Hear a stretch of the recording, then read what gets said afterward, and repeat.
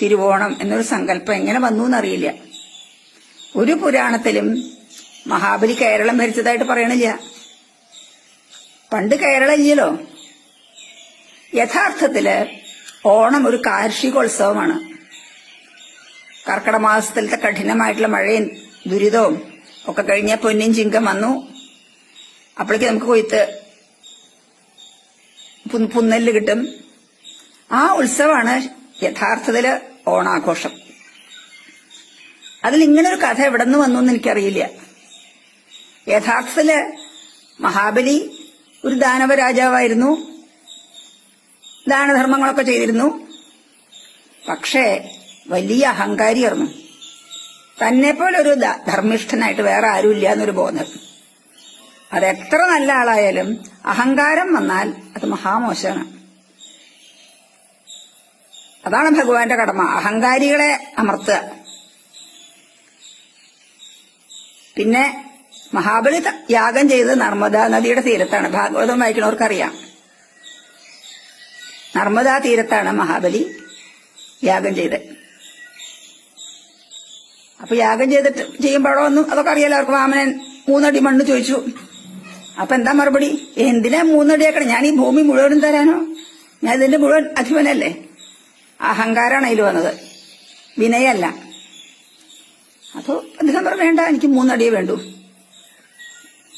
3 അടി മണ്ണ് തന്നാ മതി. അപ്പോ 2 അടി കൊണ്ട് ലോകം മുഴുവൻ നടന്നു കഴിഞ്ഞു. 3ാമത്തെ അടി വയ്ക്കാൻ സ്ഥലമില്ല. അപ്പം മഹാബലിക്ക് മനസ്സിലായി തന്റെ തെറ്റ്. വിനയാന്വിതനായിട്ട് ഭഗവാന്റെ കാക്കില് കുമ്പിട്ട് എന്റെ തലയിൽ വെച്ചോളൂ, 3ാമത്തെ അടി. അഹങ്കാരമൊക്കെ പോയി. അപ്പം വാമനൻ എന്താ ചെയ്തത്? മഹാബലിയെ സുതലത്തിലത്തെ ചക്രവർത്തിയായിട്ട് അഭിഷേകം ചെയ്യുക. പാതാളത്തിലേക്ക് താത്തല്ല ചെയ്യുക. നമ്മുടെ ഭൂമിയുടെ താഴെയുള്ള ലോകങ്ങളാണ് അതലം, വിതലം, സുതലം, തലാതലം, രസാതലം, പാതാളം. അതിൽ സുതലത്തിലെ ചക്രവർത്തിയാക്കിയിട്ട് അവരോധിക്കുക ചെയ്യുക. എന്നിട്ട് ഭഗവാൻ തന്നെ അവിടെ കാവക്കാരനായിട്ട് നിൽക്കും. ആലോചിച്ച് നോക്കൂ. ആ കഥയെ എങ്ങനെ ചവിട്ടി താത്തി പാതാളത്തിലേക്ക് എന്ന് വന്നതിലേക്ക് ഭയങ്കര ആരും ഇത് തിരുത്തിയതുമില്ല. എത്രയോ ആൾക്കാർ എന്നോ മുതൽക്ക് ഭാഗവതം വായിക്കുന്നുണ്ട്. അപ്പൊ ഇതെല്ലാവരും കാണുന്നുണ്ടാവും.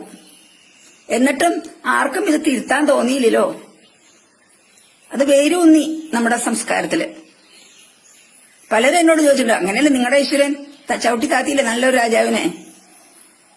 അതേ ഉള്ളൂ കേൾക്കാൻ. അപ്പോ ആ ധാരണ നിങ്ങൾ മാറ്റണം. ആർക്ക് വേണമെങ്കിൽ നോക്കാം, ഭാഗവതം നോക്കിയാൽ നാരായണീയത്തിലൊക്കെ പറയാം. മഹാബലി ദർപ്പശമനം എന്നാണ് അദ്ദേഹത്തിന്റെ പേര്.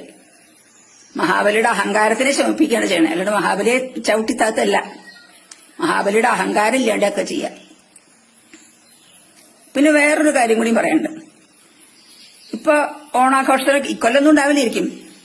മുമ്പേയൊക്കെ ഓണാഘോഷത്തിന് മഹാബലി കുട്ടും ഒക്കെ ആയിട്ട് വരുമല്ലോ. ആരാ ഇവരുടെ ഒരു കുടവയറിന് പൊണ്ണത്തടിയനാണെന്ന് പറഞ്ഞേ? മഹാബലി. അദ്ദേഹം രാജാവാണ്. രാജാവാണെന്ന് വെച്ചാൽ യോദ്ധാവാണ്. യോദ്ധാവാണെന്ന് വെച്ചാൽ ആരോഗ്യ ദൃഢഗാത്രനാവും. ഇങ്ങനെ പൊണ്ണത്തലിയും കുടവയറൊക്കെ ആയാൽ യുദ്ധം ചെയ്യാൻ പറ്റുമോ? എന്തിനാ ഇങ്ങനെയൊക്കെ ആക്കണേ തോന്നാറുണ്ട് എനിക്ക്. ഒരു കോമാളി വേഷം, ഓലക്കൊടയും പിടിച്ച്. എന്താ അതിന്റെ ആവശ്യം? ചക്രവർത്തിയായിരുന്നു. ചക്രവർത്തിയൊക്കെ നല്ല യോദ്ധാക്കളാണ് അവരൊക്കെ. അതൊക്കെ മാറ്റി മറിച്ചു. എന്തായാലും എനിക്കപ്പൊ നിങ്ങളോട് പറയാം, നിങ്ങൾ എന്റെ കുട്ടികളാണല്ലോ, അപ്പൊ നിങ്ങളോട് പറയാലോ എന്റെ മനസ്സിലുള്ളതൊക്കെ. അതേപോലെ തന്നെയാണ് പുലിക്കളി. എന്റെ കുട്ടിയിലൊക്കെ പുലിക്കളിയുണ്ട്. തൃശ്ശൂർ ഭാഗത്താണല്ലോ പുലിക്കളിയുടെ ഉത്ഭവം.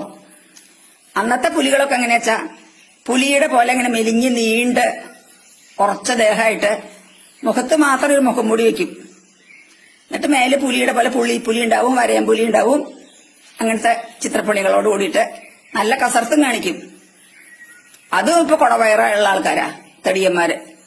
ഇപ്പോഴത്തെ പുലികളെ കണ്ട അറക്കി സത്യം പറഞ്ഞ. എങ്ങനെയങ്ങനെ കാലം മാറി നിശ്ചയില്ല. എനിക്ക് വയസ്സായിട്ടാണ് എനിക്കും തോന്നണം എങ്ങനെയൊക്കെ. എന്തായാലും അതൊക്കെ പോട്ടെ. നമുക്കെല്ലാവർക്കും കൂടി സന്തോഷം.